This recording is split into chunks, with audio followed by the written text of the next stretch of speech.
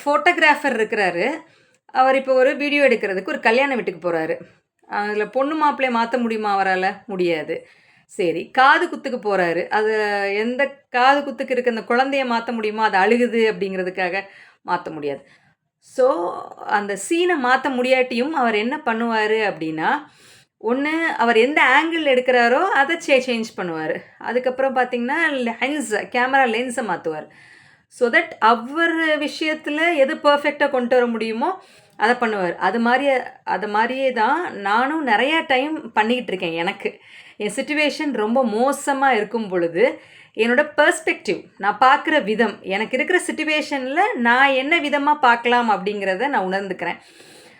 So that நான் வந்து எதுக்கெடுத்தாலும் எல்லாரும் சொல்றதையும் அப்படியே புரிஞ்சுக்கிற ஸ்பாஞ்ச் மாரி இல்லாம, யாரு தேவை, யாரு தேவையில்ல அப்படிங்கிறத உணர்ந்து, ஒரு ஃபில்டர் மாரி நான் ஆக்ட் பண்ணிக்கிறேன். சரிதானே? நீங்களும் இருக்கலாமா?